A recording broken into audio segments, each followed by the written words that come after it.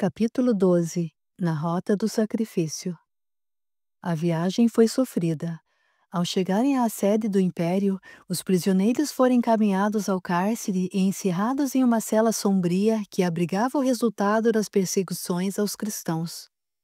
Ao adentrarem aquele ambiente frio, um velho franzino veio na direção de Tarquínios e, reconhecendo-o, recepcionou-o em nome de Jesus. Certa feita estive na Índia, onde pude ouvir as sábias palavras proferidas por teus lábios. É para mim uma grande alegria compartilhar esse cativeiro com os patrícios que foram seguidores de Bartolomeu e André. Vossa presença será o apoio de que tanto necessitávamos. És um homem bom e caridoso. Que as tuas palavras sirvam de conforto para nossas almas nestes instantes derradeiros. Marcelos, observando o grande número de pessoas que ali se encontrava, interrogou: como essas pessoas foram presas? Há mulheres e crianças. Há alguns dias, respondeu o ancião com a voz entristecida. Participávamos de uma reunião cristã nas redondezas de Roma, quando uma escolta armada invadiu o recinto. Nessa ocasião, havia muitas pessoas. Aqueles que tentaram fugir foram mortos imediatamente. Os outros, como nós, foram presos para que nos circos sejamos a alegria de muitos. Estamos apenas aguardando o momento de nossas mortes. Como foram descobertos? Perguntou Marcelos. Fomos dilatados por soldados que se disfarçavam de seguidores de Jesus. Aqui estão reunidos cristãos de várias regiões. Qual a razão para esta prisão maciça? Perguntou Tarquínios. O número de convertidos tem crescido espantosamente nessas paragens. As perseguições foram ordenadas por Nero. Dizem que ele, com as ideias alucinadas de construção de uma nova Roma, incendiou parte da cidade. Tamanha foi a repercussão desse feito que até agora ninguém conseguiu provar quem foi o verdadeiro responsável ou se foi um simples acidente. Os homens públicos acharam melhor atribuir a culpa desse crime desprezível aos cristãos. Também não podemos ignorar aqueles novos convertidos que, com fanatismos, assumem culpas que não existem. Temos vivenciado um martírio extremo. A cada dia, um grupo é levado para as feras. Durante 2 dias, o massacre foi interrompido. Soubemos que estão preparando um grande espetáculo para o imperador, no qual seremos a nova atração.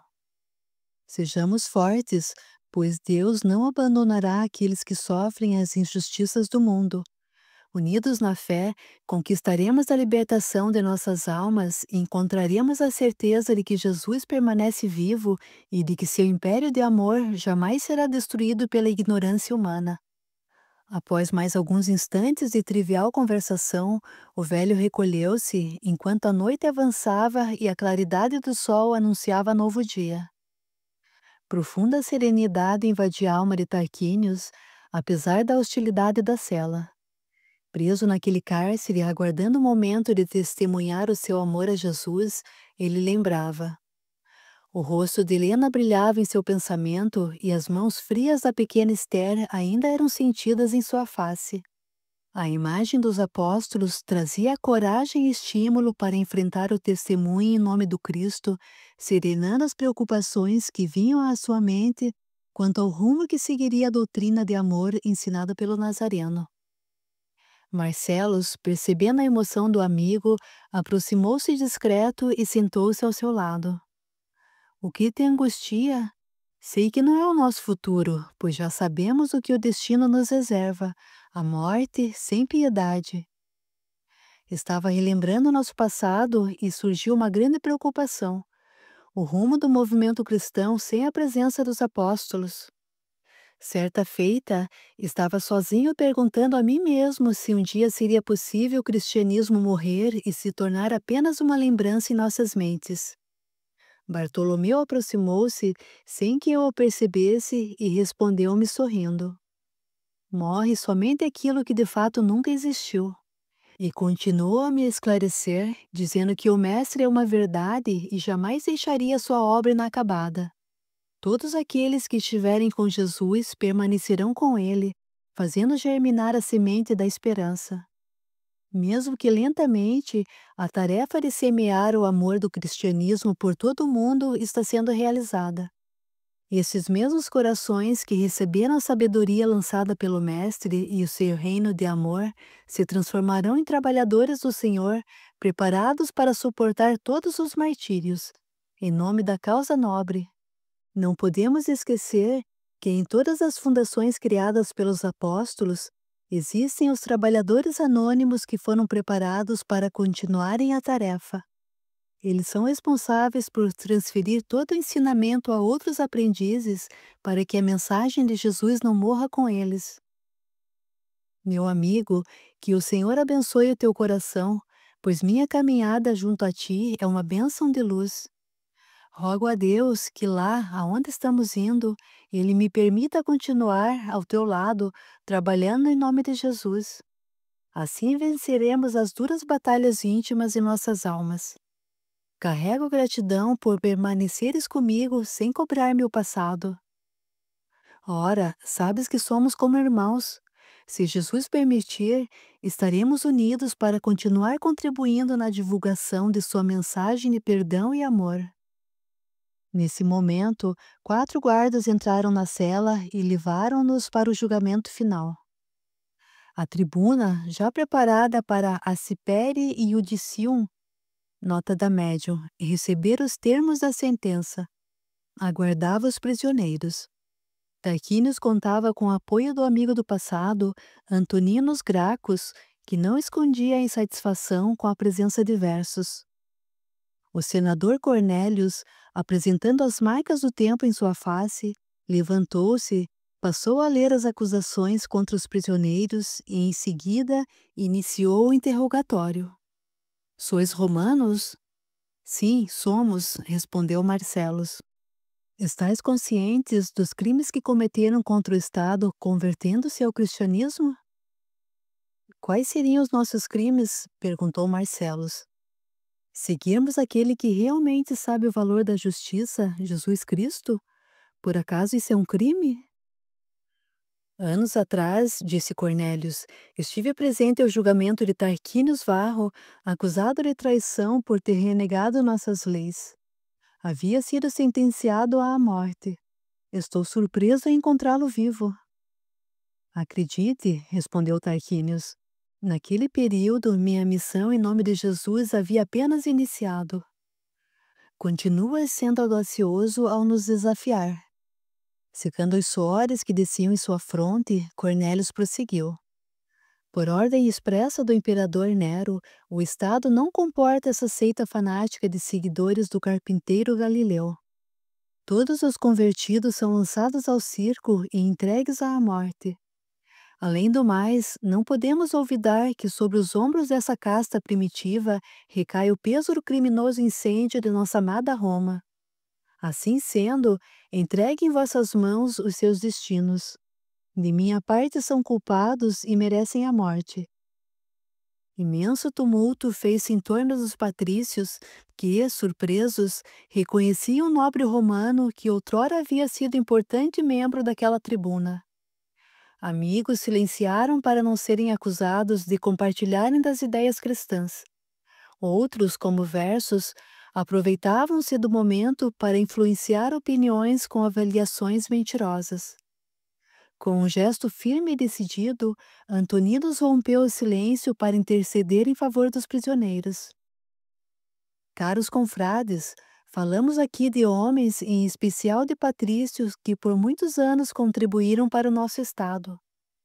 Não é nobre tratá-los como criminosos sem que haja direito à defesa. Estamos diante de Tarquínios Varro, que foi exemplo de honestidade, retidão e justiça para todos nós.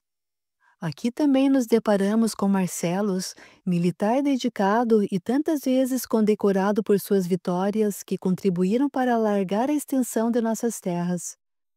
Por estes feitos e pelo passado digno que laureia suas vidas públicas, sugiro que os prisioneiros manifestem-se e, se possível, que concedamos-lhes o perdão no caso de esclarecerem essas acusações. O que perderíamos se os ouvíssemos? Após a agitação, a opinião de Antoninus foi aceita pela maioria. Tarquínios, com firmeza, iniciou sua argumentação. Ilustres senhores romanos pertencentes a essa tribuna, da qual um dia fui membro. Com o respeito devido ao nobre amigo Antoninus, respondo-vos com uma questão. Defendemo-nos de quê? Não há defesa maior do que esta que o Mestre Jesus expande sobre todos os corações. Ele é o Senhor dos homens e padecer por seu nome é uma honra para todos aqueles que creem em um mundo justo e pacífico e em uma justiça sem o estigma do poder individualizado ou direcionado para prazeres caprichosos que validam crimes hediondos. A justiça do Mestre chama-nos à redenção. A consciência desta redenção é o fruto de uma transformação completa.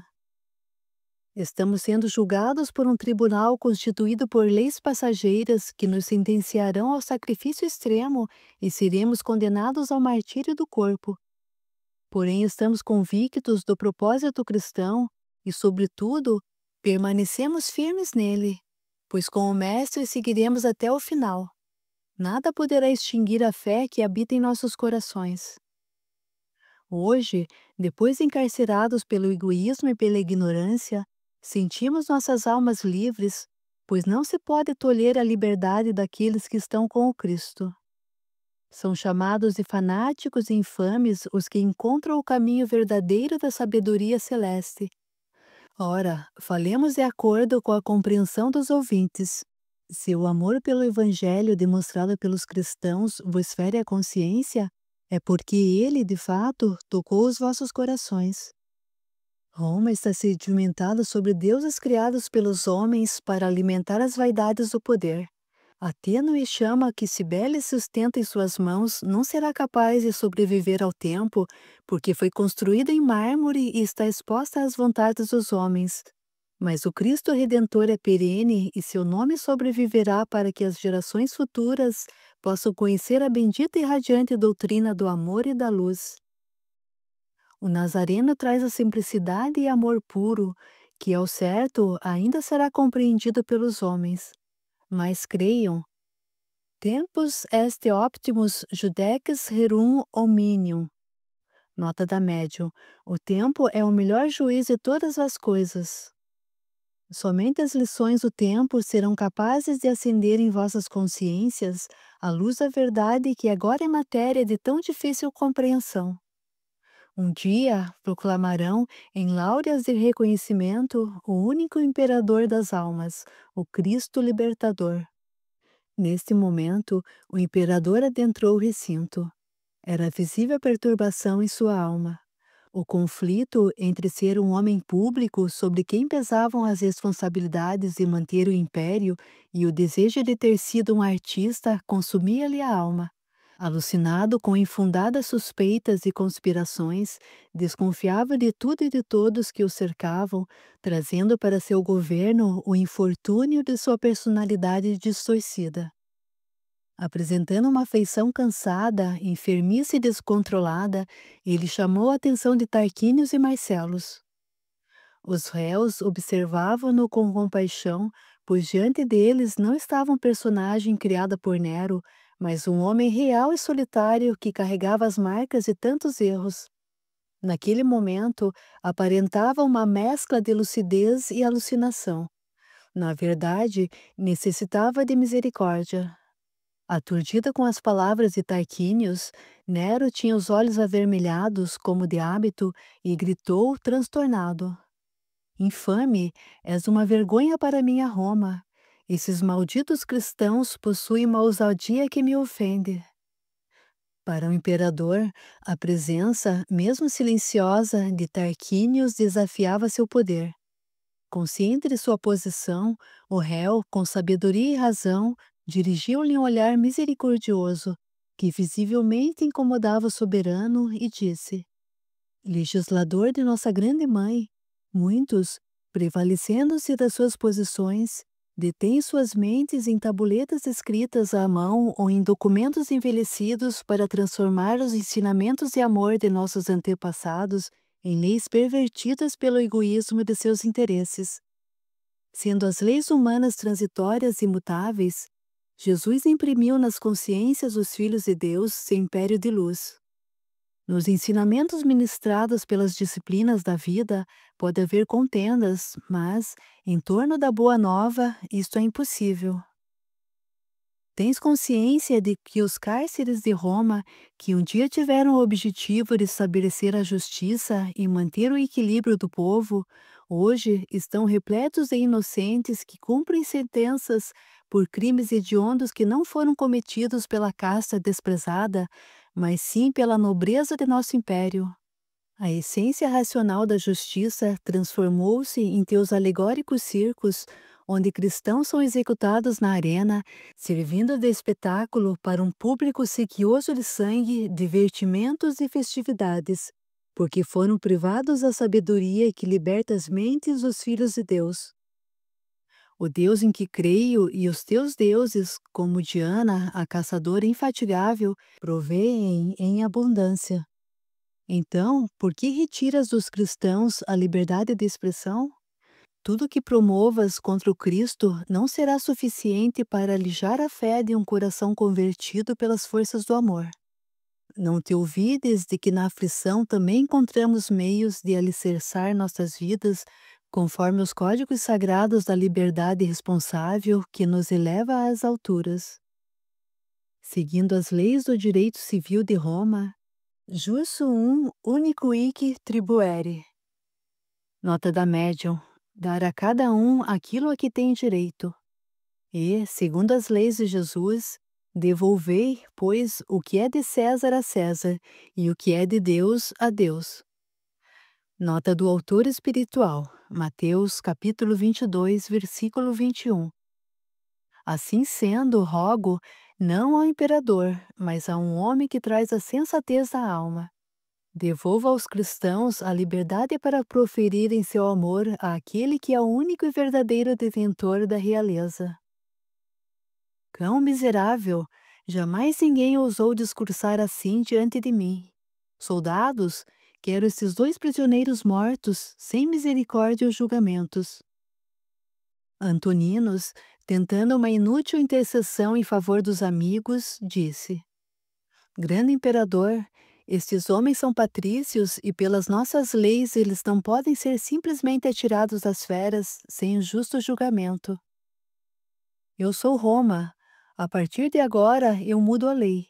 Todos os cristãos serão indistintamente sacrificados.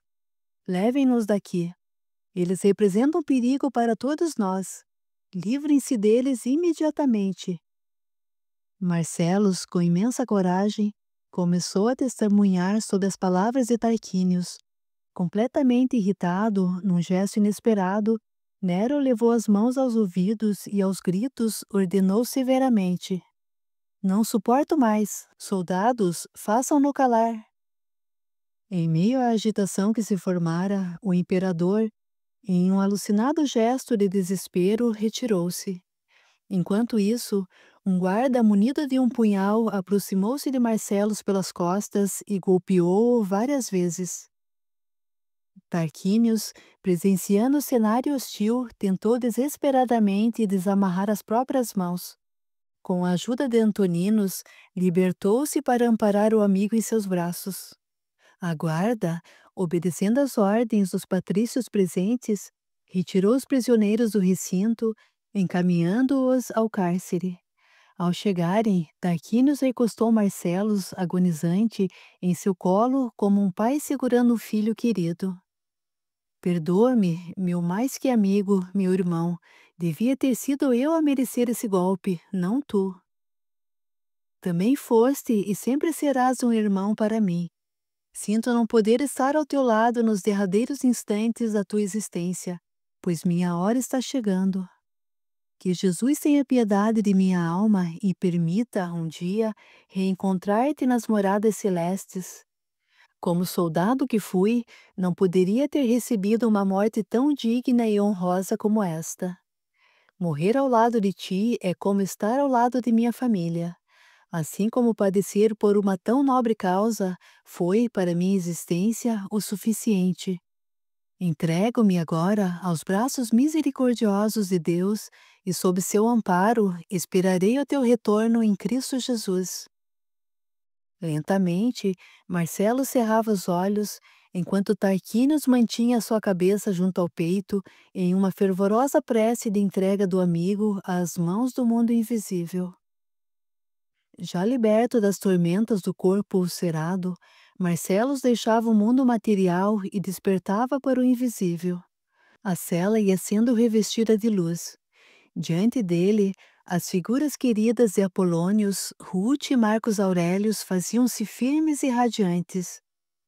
Raquel, com o apoio dos amigos de seu mundo, aproximou-se e, com uma voz doce, endereçou-lhe o mais puro e profundo testemunho de amor. Grande é o amor de Jesus para conosco. Vem, amado meu, pois te esperava confiante. Ele, contemplando aquele rosto e chorando copiosamente, levantou-se renovado, ainda trazendo consigo algumas impressões da vida física. Neste momento, Marcos Aurélio saudou o pai como no passado e abraçou-o entre as lágrimas abundantes que venciam o condicionamento dos dois soldados treinados para serem fortalezas sem emoção. Banhado de amor e humildade, Marcellus disse: Não, não poderei seguir-te, por mais que eu assim o queira. Sobre minha alma estão as marcas severas de meus próprios erros. Por mais que tenha me entregue ao ministério do Cristo, estou consciente de meu passado devedor. Com que direito eu poderia desfrutar deste mundo purificado? Apolônios, compreendendo a insegurança do companheiro, aproximou-se sereno, estendendo-lhe os braços. Meu filho de ontem, segue-me. Bem-aventurado é aquele que se redime dos erros e busca o caminho do bem. O nosso mestre, durante os seus últimos momentos sobre a terra, esteve ao lado de dois ladrões. Um, arrependido, pediu-lhe o seu perdão e ele o perdoou. Voltaste e estás pronto para adentrar nesse mundo, pois foste chamado para ele.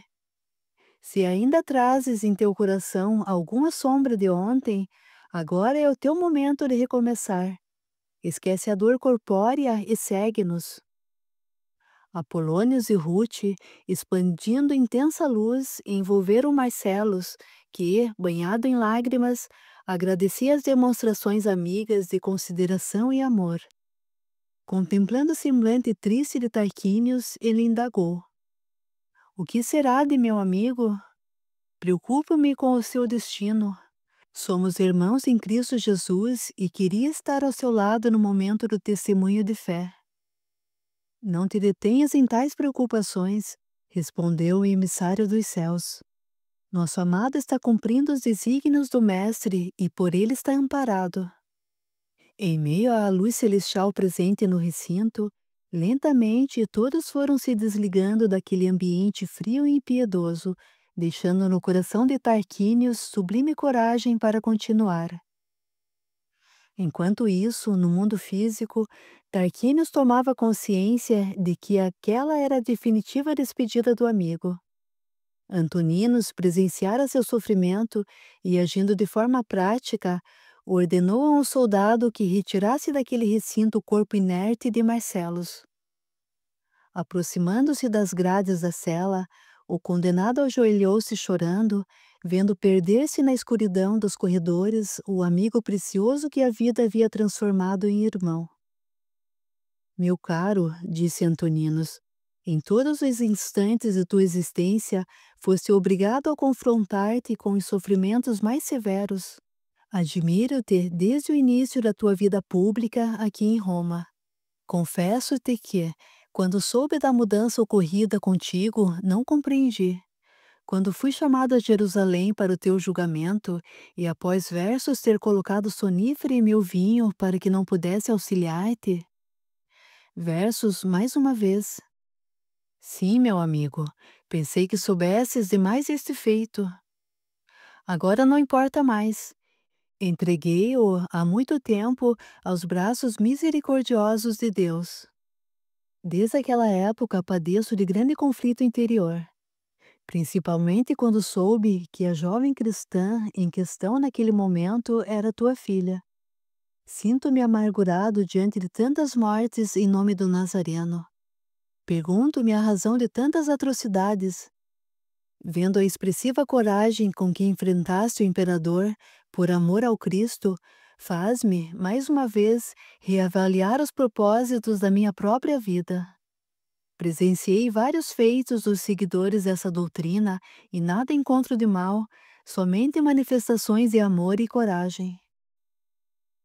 Permita a tua mente conhecer o clarão da verdade que emana do Cristo. É Ele quem semeia o amor sobre todos os homens. É Ele o Salvador de todos os corações que habitam este chão. A sua vida e a sua morte foram e serão para todo sempre o caminho da redenção a ser seguido por todos. Os martírios e perseguições são demonstrações ilusórias de uma sabedoria vazia que cultuamos nos segmentos de nossas existências. A cruz imposta pelos homens ao Mestre foi o testemunho da simplicidade e da grandiosidade de sua alma. Morrermos em nome daquele que abriu as portas para um mundo renovado é uma obrigação da qual não poderemos prescindir. Sem pedir nada em troca, nosso Senhor derrama sobre nossas chagas bênçãos de misericórdia e esperança. Meu amigo, tens agora a oportunidade de aproveitar os ensinamentos do Evangelho. Não te detenhas em ilusórias barreiras que possam impedir essa tua chegada a Deus. Liberta-te das entranhas da nossa Roma enfermiça. Alivia tua consciência nos braços celestes de Jesus. Assim, poderás compreender a vastidão do seu amor sublime, livre do apego às tradições do poderio da Grande Mãe. Fizeste petição em meu favor, e o que faço agora é endereçar a Jesus uma petição em teu favor para que o teu coração receba a luz que um dia invadiu minha alma e que tua mente receba a sabedoria do Evangelho deixado pelo Mestre, a sabedoria cristalina e pura que um dia clarificou e deu rumo à minha existência. Tuas palavras tocam minha alma e prometo-te que buscarei esses ensinamentos. Preocupo-me contigo e sinto-me incapaz de auxiliar-te. Perdoa-me, porque sempre estive ao lado daqueles que te julgaram e sentenciaram, mas saiba que o meu coração e meu respeito sempre estiveram e estarão contigo. Não te preocupes comigo. Estou consciente do meu futuro. Tenho também dívidas que contraí e que necessito saldar. Não é necessário atravessar o túmulo para aprender o significado do perdão. Desfalece na dor aquele que carrega no coração as marcas do ódio e dos sofrimentos que não voltam mais. Antoninos, sequioso, absorvia as palavras do amigo, quando foram interrompidos pela voz de um soldado convocando o patrício para comparecer à tribuna. Após breve despedida, Antoninos endereçou um olhar de agradecimento ao amigo, deixando-o. Horas mais tarde, Tarquínios mantinha-se em profunda meditação em um canto da cela, quando outros 5 patrícios foram encaminhados ao cárcere sob a acusação de conversão ao cristianismo. Um homem, trazendo as marcas do tempo tanto das feições como no grisalho dos cabelos e da barba, aproximou-se. Era Plínio Pompílio, velho amigo que, com extrema alegria, fez-se ouvir.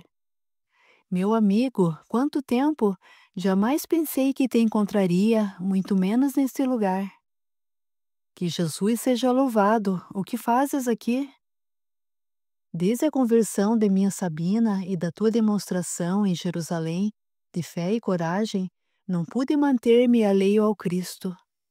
Aproximei-me dos apóstolos e por muito tempo segui Lucas. Com ele aprendi os conceitos renovados de amor e identifiquei-me com sua vontade de conhecer a vida do Senhor. Infelizmente, a impiedade e o egoísmo são enfermidades que lutam incessantemente para se manterem entre nós. Volvi a Roma para auxiliar a propagação do Evangelho em nosso berço de origem, mas deparei-me com a loucura de Nero. Estou aqui pela mesma provável razão que também estás, A doutrina do Cristo. Meu amado, o tempo não foi capaz de apagar tua imagem das minhas recordações. Desde a juventude estivemos juntos nas tribunas. Trago em meu coração a gratidão por me defenderes diante daquele julgamento forjado por versos e por teres me auxiliado na fuga daquele cativeiro na Palestina.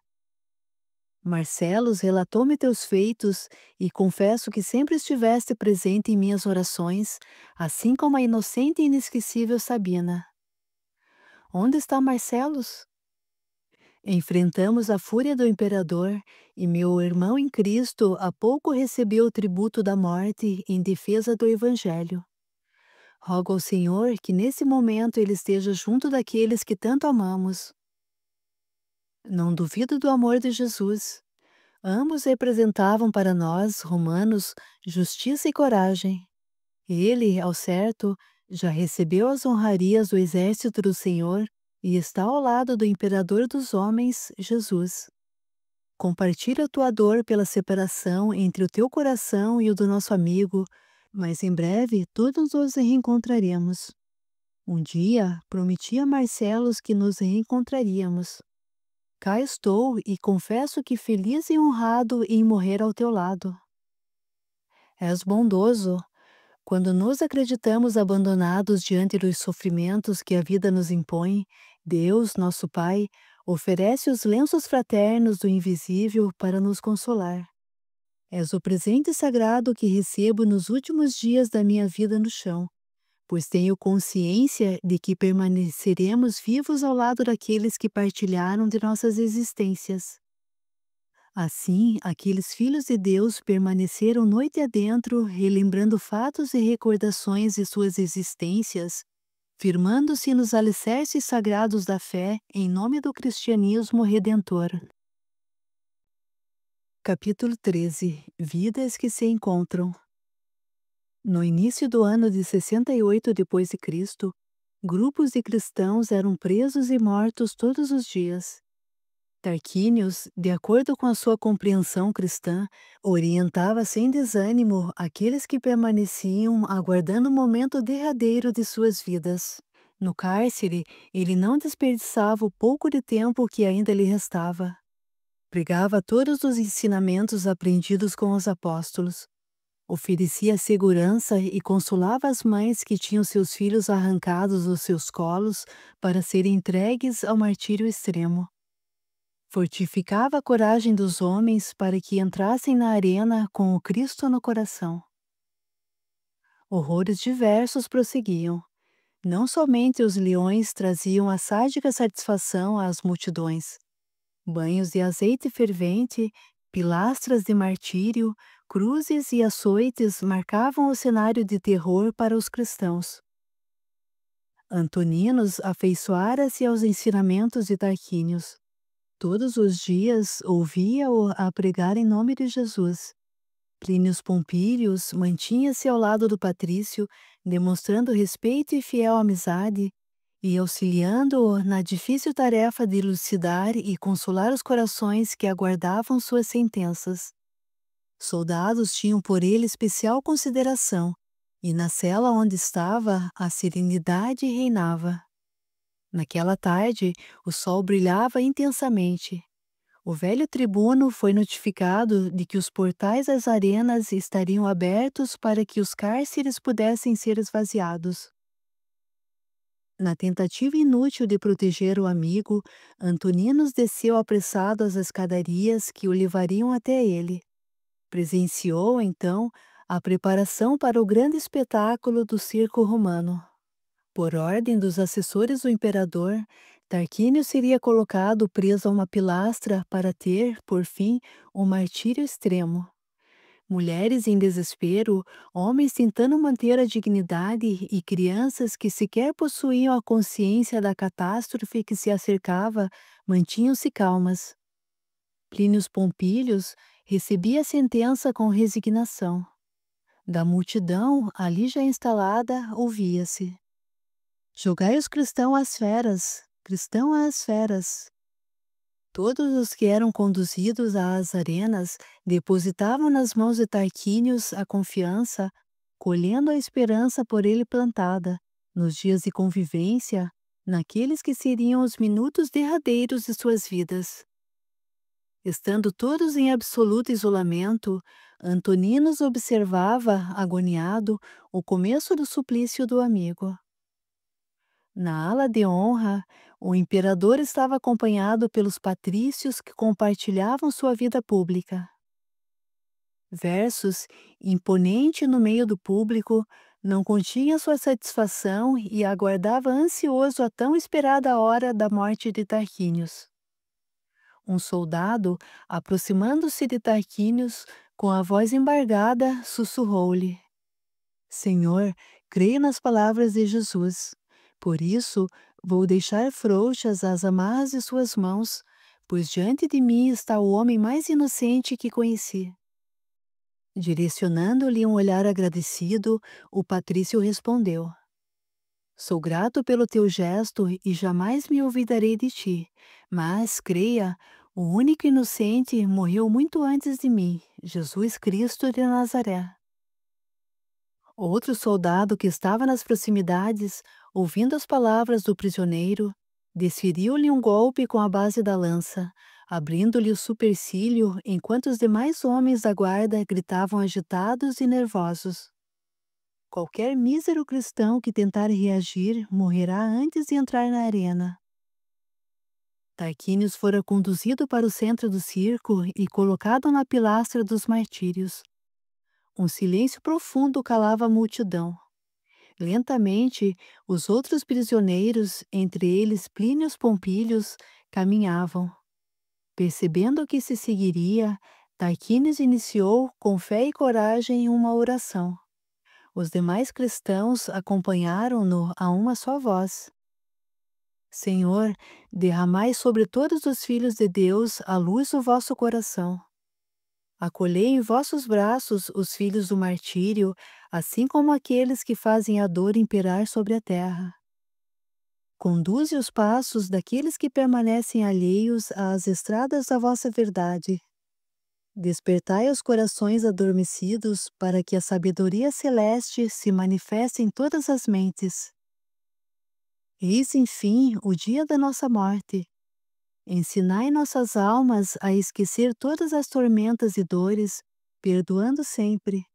Permite que a renovação desperte em nossas vidas e que possamos sentir a vossa misericórdia para vencermos a aflição e alcançarmos a paz prometida por vosso coração.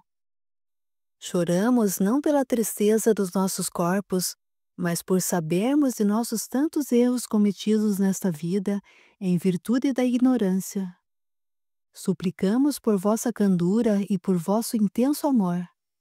Hoje, em completa redenção, na esperança de ver sobre a terra o vosso reino de luz ampliado e sentidos por todas as gerações futuras, entregamos em vossas mãos as nossas almas ainda deficientes e necessitadas do vosso amor. Aquelas palavras ecoavam como um hino de força e coragem. Atormentado, o imperador gritou descontrolado: Calai esses malditos! Levantai imediatamente as grades! Fazei os animais entrarem! A multidão, incitada pelos homens de Nero, estava novamente agitada e gritava: Morte aos cristãos! Morte aos cristãos! As feras entraram desordenadamente, não poupando ninguém. Entre gemidos e gritos de horror, os cristãos iam morrendo em completa resignação. Horas após, o silêncio da morte calava, por mais uma vez, o público presente. Enquanto Tarquínios dava um último suspiro, silenciando o hálito da vida, no invisível, liberto do corpo esfacelado, ele ainda sentia as impressões sofridas.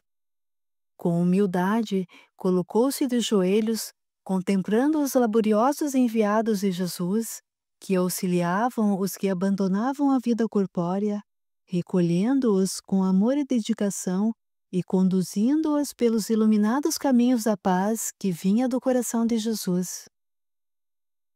Completamente fascinado com aquele cenário celestial, de súbito Tarquínios percebeu que, no imenso clarão, surgia diante de seus olhos Apolônios, acompanhado da bondosa Ruth. Ao contemplar-lhe a imagem radiante, manifestou-se com timidez. Teu nobre e puro coração oferece luz e indica o caminho da redenção a um homem puro, marcado pelo pretérito. Não sou digno de seguir-te. Meu filho, estás pronto para seguir-me. Vem, pois Jesus ouviu as preces sinceras do teu coração e de todos os que padeceram neste martírio. E o que acontecerá com versos? Permanecerá no chão por mais um tempo, pois a ele foi concedida nova oportunidade de continuar para que reavalie seus atos e alcance a sua redenção. Em breve, ele retornará, novas lutas se iniciarão e juntos enfrentaremos os desafios de, um dia, encaminhá-lo em direção à luz de Jesus. Ruth, amorosa, derramava eflúvios de coloração azulada sobre as impressões de dor do patrício, fazendo-o sentir um alívio imediato. Apolônios, com amor incontestável, abraçou o recém-chegado. Com serenidade e rapidez, eles foram todos transportados para um local distante daquele temporário palco de horror. Em meio a um vasto salão, rostos conhecidos foram surgindo. Lentamente, Tarquínios caminhava entre os companheiros de outrora. Carinhosamente, eles sorriam e banhavam num compás esperança e misericórdia. Lucínios, Marcelos, amparado pelo filho, Marcos Aurélios, Raquel e outros admiráveis amigos cristãos que conheceu durante sua dedicação apostólica estavam presentes. O semblante do patrício não escondia as lágrimas emocionadas pela felicidade de a todos reencontrar. No final do salão, duas grandes portas abertas o presenteavam com a visão de um imenso jardim. Dele podia-se avistar toda a Palestina. Tarquínios, atônito diante de tamanha beleza, mantinha-se em silêncio ao lado de Apolônios, Simão Pedro e Bartolomeu, que, juntos, resplandeciam. Diante daqueles dedicados companheiros da causa cristã, Tarquínios ajoelhou-se e osculou-lhes as mãos, entre recordações de um passado de erros e as lembranças dos tempos de felicidade e aprendizado. O apóstolo do coração, paternalmente, lançou-lhe um olhar cândido e disse: Em nome de Jesus, estamos aqui para comprovar a promessa por ele deixada na terra de que ampararia todos os filhos de Deus que abandonassem a vaidade, o orgulho e o egoísmo para seguirem o caminho da redenção. Encontraste o teu caminho. Nele conseguirás reavaliar o passado e transformar as próximas existências em translúcidas oportunidades para que possas alcançar a perfeição. A tarefa está apenas iniciada. Para concluí-la, o Mestre necessita de todos os corações de boa vontade, a fim de que o reino do amor fraterno se estabeleça entre os homens. Compreendesse os sábios ensinamentos do Senhor. Caminhemos para sempre no propósito cristão, com Jesus direcionando-nos, pois somente assim estaremos unidos a esta família universal, exercendo as tarefas que o Senhor designou, um bom ânimo e uma fé verdadeira e inquebrantável. Nesse momento, os apóstolos abraçaram Tarquínios, reafirmando o elo de amor entre eles. Estabelecendo as lembranças das ligações passadas com Apolônios e com os demais presentes, Tarquínios não conteve a forte emoção e abraçou o emissário celeste com respeito e amor. Pai, perdoa-me, por misericórdia.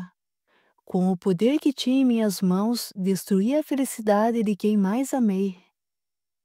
Sempre foste meu filho amado. Há muito tempo trago perdão total sobre os erros de ontem cometidos por ti. Compreendeste a importância da vida. Saibas, porém, que é no sofrimento que conquistamos a claridade para nossas mentes. Encontrei aqui todos os meus amigos em completa comprovação de amor. Porém, não encontrei dois rostos que ansiava por rever. Nesse instante, Helena fez-se presente em meio à intensa luz que lhe era característica. Com um sorriso sereno, seu rosto era ressaltado pelo brilho do amor soberano e celestial. Tarquínios, abrindo a acústica de sua alma, reconheceu-a de tempos distantes e com respeito segurou-lhe as mãos, como quem segura um pássaro frágil. Recebendo-lhe gesto com nobreza, acolhia-o qual mãe amorosa que abraça o filho que retorna de longa viagem. Apolônios, com brandura, repousou a destra sobre o ombro de Helena e disse: Meu filho, Jesus designou esse nobre e puro amor de minha existência para compartilhar do importante processo da tua redenção. Estiveste ao lado daquela que tem por ti o amor de mãe para com o filho, assim como eu. Meu querido, levanta-te. Qual coração seria capaz de ver alguém amado padecer na própria ignorância e desprezá-lo? Tanto eu quanto Apolônios retornaremos ao teu lado sempre que for necessário para servirmos em nome de Jesus. Muitas vezes, disse o patrício sem conter as lágrimas, estamos ao lado do nosso grande amor, porém poucas vezes sabemos reconhecê-lo e respeitá-lo. Antes de concluir a frase, a voz meiga e suave de Esther fez-se ouvir. Dentro dos nossos corações, sempre levaremos as feições amadas do nosso pretérito. A jovem, com seus grandes olhos brilhando intensamente, correu para abraçá-lo. Nesse momento, uma paz inexplicável envolveu aqueles filhos de Deus.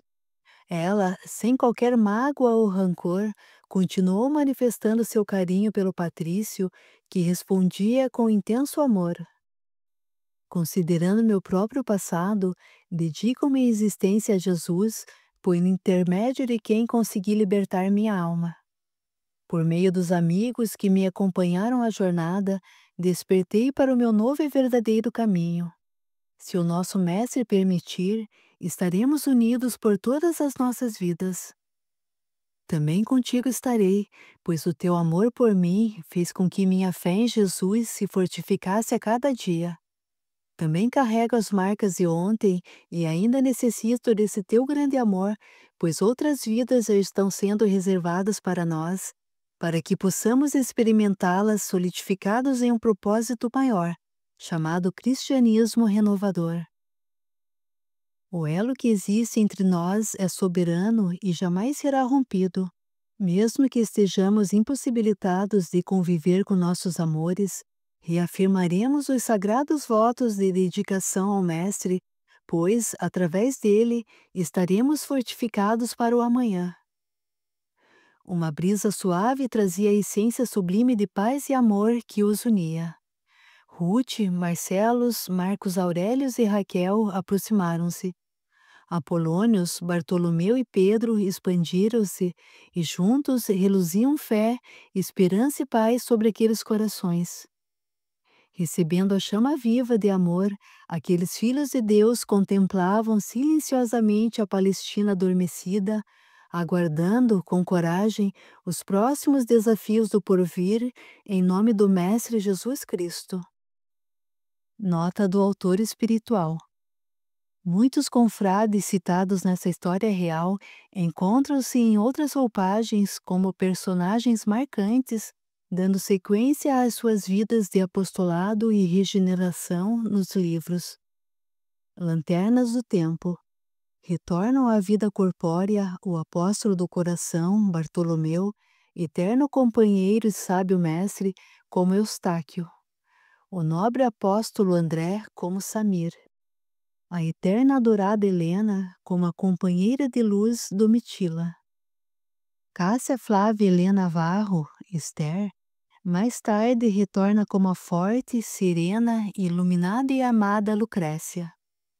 Tarquínios Lídios Varro, na personalidade marcante do senador Fábios.